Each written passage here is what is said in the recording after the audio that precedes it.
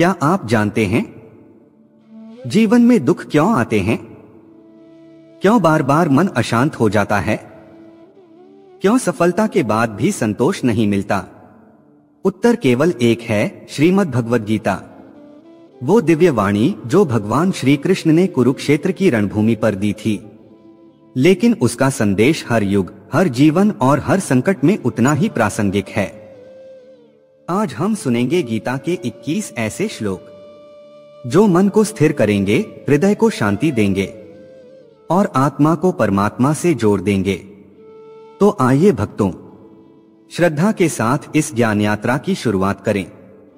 भगवद गीता अध्याय 2 श्लोक 47।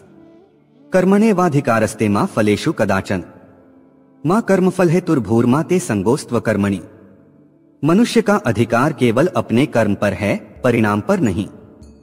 फल की चिंता हमें विचलित करती है और कर्म को अपूर्ण बनाती है। जो व्यक्ति निस्वार्थ भाव से केवल कर्तव्य निभाता है, उसका मन शांत और स्थिर रहता है। परिणाम सदैव ईश्वर के अधीन होता है। आत्म चिंता त्याग कर कर्मयोगी बनो। गीता हमें यही सिखाती है। फल पर आसक्ति छोड़ने से जीवन में संतुलन और शांति आती है। भगवद गीता अध्याय 2 श्लोक 48। योगस्थः कुरु कर्माणि संगं त्यक्त्वा धनंजय सिद्ध्य सिद्ध्योः समो भूत्वा समत्व योग उच्यते। योग का अर्थ है संतुलन, मन, बुद्धि और आत्मा का मेल। जब हम योग में स्थित होकर आसक्ति त्याग कर कर्म करते हैं, तब हर परिस्थिति में शांति अनुभव करते हैं। सफलता या असफलता दोनों में समान दृष्टि रखनी चाहिए। गीता हमें यही सिखाती है। संतुलित और संयमित होकर कर्म करना ही वास्तविक योग है। भगवद गीता अध्याय 2 श्लोक 38। सुख दुःखे समे कृत्वा लाभालाभौ जया जया ततो युद्धाय युज्यस्व नैवं पापं वाप्स्यसि। जीवन में सुख दुख, लाभ हानि और विजय पराजय आते रहते हैं। यदि हम इनमें उलझते नहीं तो मन स्थिर रहता है। संभाव हमें मजबूत और साहसी बनाता है, जिससे धर्म के मार्ग पर डटे रह सकते हैं। गीता हमें यही सिखाती है। हर परिस्थिति को ईश्वर की लीला समझकर संतुलन बनाए रखें। भगवद गीता अध्याय 2 श्लोक 22। वासांसि जीर्णानि यथा विहाय नवानि गृह्णाति नरो प्राणी। आत्मा पुराना शरीर त्याग कर नया शरीर ग्रहण करती है, जैसे मनुष्य पुराने वस्त्र छोड़कर नए पहनता है। इसलिए मृत्यु को अंत नहीं, बल्कि परिवर्तन समझना चाहिए। भय और शोक केवल अज्ञान से उत्पन्न होते हैं। यही सीख गीता हमें देती है। आत्मा अमर है, मृत्यु केवल शरीर का परिवर्तन है। भगवद गीता अध्याय 2 श्लोक 20। न जायते म्रियते वा कदाचि नाय भूत्वा भविता वा न भूयः। आत्मा कभी जन्म नहीं लेती और कभी मरती नहीं, वह नित्य, शाश्वत और अविनाशी है। जो इसे समझता है वह मृत्यु के भय से मुक्त हो जाता है। जीवन का सच्चा उद्देश्य आत्मा की शाश्वतता को पहचानना है। यही सीख गीता हमें देती है। आत्मा को जानने वाला व्यक्ति साहसी और निर्भय बन जाता है। भगवद गीता अध्याय 6 श्लोक 5। उद्धरेदात्मनात्मानं नात्मानमवसाद्येत आत्मैव्ह्यात्मनो बंधुरात्मैव रिपुरात्मनः।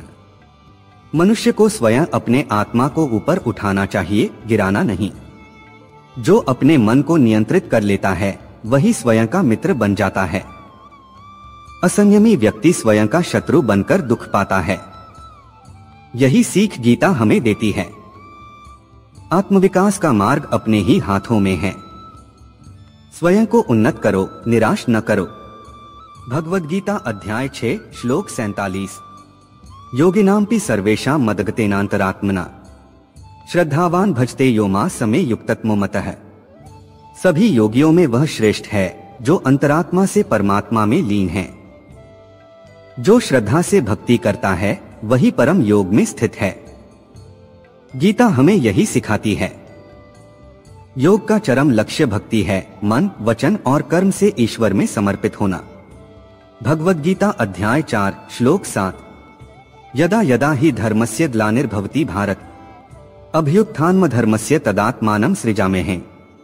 जब जब धर्म में गिरावट होती है और अधर्म बढ़ता है तब मैं अवतार लेता हूँ। यह ब्रह्मांडीय नियम है कि सत्य की रक्षा के लिए दिव्य शक्ति अवश्य प्रकट होती है। गीता हमें यही सिखाती है। जब बुराई बढ़ती है तब ईश्वर स्वयं रक्षा के लिए आते हैं। आशा मत छोड़ो। भगवद गीता अध्याय 4 श्लोक 8। परित्राणाय साधूना विनाशाय च दुष्कृता धर्म संस्थापनार्थाय संभवामि युगे युगे। ईश्वर साधुओं की रक्षा करते हैं और दुष्टों का नाश करते हैं। धर्म की स्थापना के लिए दिव्य अवतार बार बार होते हैं। गीता हमें यही सिखाती है। धार्मिक आचरण करने वाले सदैव सुरक्षित रहते हैं, अधर्मी नाश पाते हैं। भगवद गीता अध्याय 10 श्लोक 8। सर्वस्य प्रभो मत्तः सर्वं प्रवर्तते इति मत्वा भजन्ते मां बुधा भाव समन्विता है। मैं ही संपूर्ण सृष्टि का कारण हूँ, सब मुझसे उत्पन्न होते हैं। जो इसे जानता है वह भक्तिभाव से मेरी आराधना करता है। यही सीख गीता हमें देती है। सब कुछ ईश्वर से उत्पन्न है, अहंकार छोड़कर कृतज्ञता का भाव रखो। भगवद गीता अध्याय 9 श्लोक 34। मनमना भव मद्भक्तो मद्याजी मां नमस्कुरु मामे वैश्यसी युक्त्वैवमात्मानं मत्परायण। मन को मुझ में लगाओ, मेरे भक्त बनो, मेरी पूजा करो और मुझे नमस्कार करो। ऐसा करने से साधक अंततः मुझ में ही लीन हो जाता है। यही सीख गीता हमें देती है। मन, वचन और कर्म से परमात्मा की भक्ति ही मोक्ष का मार्ग है। भगवद गीता अध्याय 9 श्लोक 31। क्षिप्रं भवति धर्मात्मा शश्वत् शांति निगच्छति कौन्तेय प्रतिजानी ही न मे भक्तः प्रणश्यति। जो व्यक्ति एक बार सच्चे भाव से भक्ति करता है वह शीघ्र ही धर्मात्मा बन जाता है। ऐसा साधक शांति को प्राप्त करता है और कभी नष्ट नहीं होता।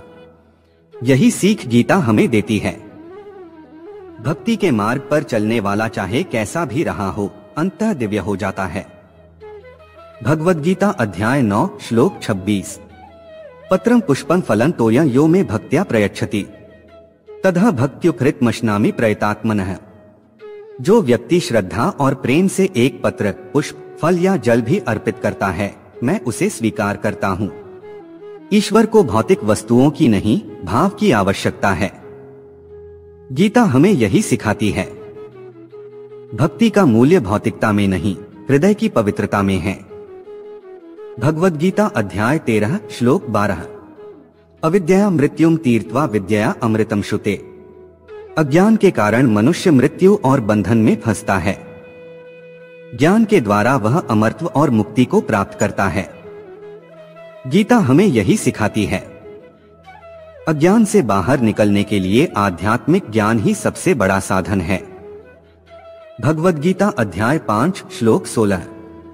ज्ञानेन तु तदज्ञानम येषा नाशितमात्मनः तेषामादित्यवज् ज्ञानम प्रकाश्यति तत्परम।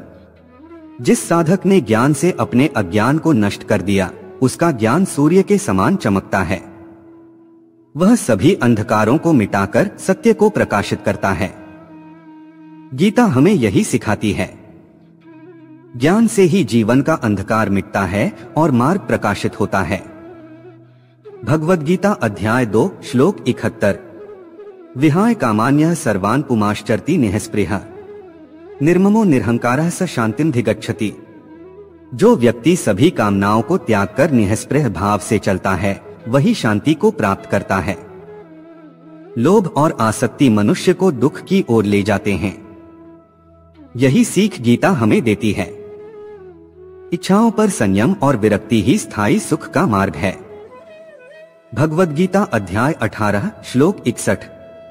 ईश्वरः सर्वभूतानां हृद्देशेऽर्जुन तिष्ठति भ्राम्यन् सर्वभूतानि यंत्रारूढ़ानि माया। ईश्वर सब प्राणियों के हृदय में स्थित हैं और उन्हें अपनी माया से संचालित करते हैं। मनुष्य उनके आदेश के अनुसार ही कर्म करता है। यही सीख गीता हमें देती है।